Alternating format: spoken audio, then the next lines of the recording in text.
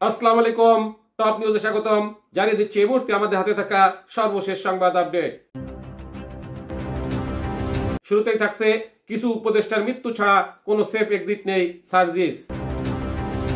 এরপরে থাকছে বিএনপি চাঁদাবাজি নিয়ে সরকারকে দোষ দিলেন রুমিন ফারহানা।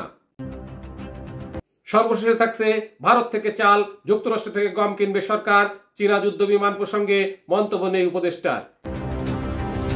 এতক্ষণ শুনলেন আপডেট সংবাদগুলোর শিরোনাম, এবারে বিস্তারিত।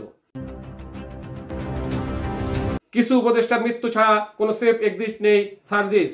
জাতীয় নাগরিক পার্টি এনসিপির উত্তরাঞ্চলের মুখ্য সংগঠক সার্জিস আলম অভিযোগ করেছেন, কিছু উপদেষ্টা দায়িত্ব পালনে অনীহা দেখাচ্ছে এবং কেবল নির্বাচনের মধ্য দিয়ে এক্সিট নেওয়ার মানসিকতা নিয়ে এগোচ্ছেন। তিনি হুঁশিয়ারি দিয়ে বলেন, এত শহীদের রক্তের বিনিময় গড়া এই দায়িত্ব পালনে যদি কেউ ভয় করেন তাহলে তাদের এই দায়িত্বে থাকার প্রয়োজন নেই। যারা এই মানসিকতা পোষণ করেন তাদের জন্য মৃত্যু ছাড়া কোনো সেফ এক্সিট নেই। পৃথিবীর যে প্রান্তেই যান না কেন বাংলাদেশের মানুষ তাদের খুঁজে বের করবে। মঙ্গলবার 7 সেপ্টেম্বর দুপুরে নওগাঁ জেলা ঢাকার সমন্বয় সভা শেষে সাংবাদিকদের সঙ্গে আলাপকালে তিনি এসব কথা বলেন। বিএনপি চাঁদাবাজি নিয়ে সরকারকে দোষ দিলেন রুমিন ফারহানা। দেশ জুড়ে চাঁদাবাজির সঙ্গে নাম জড়াচ্ছে বিএনপির, তবে চাঁদাবাজির বিরুদ্ধে ব্যবস্থা না নিয়ে বিএনপির বিরুদ্ধে জনগণের নেতিবাচক পারসেপশন তৈরি করছে অন্তর্বর্তী সরকার। এটিকে সরকারের একটি কৌশল বলে উল্লেখ করেছেন বিএনপির সহ আন্তর্জাতিক বিষয়ক সম্পাদক রুমিন ফারহানা।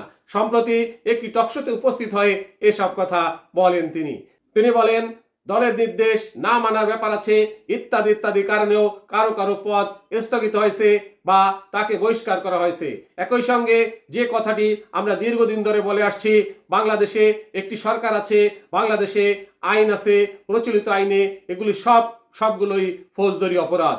তো ফৌজদারি অপরাধে যিনি অপরাধী তার ব্যাপারে তো বিএনপি কখনোই বলতে যায় নাই সরকারকে যে আমার দলের যদি কেউ হয় আপনি সেখানে আইনের প্রয়োগটা করবেন না, আমার দলের যদি হয় তাহলে আপনি তাকে অ্যারেস্ট করতে পারবেন না, তার বিরুদ্ধে এফআইআর দায় মামলা দায়ের করতে পারবেন না। এটা তো কোথাও বলা হয় নাই।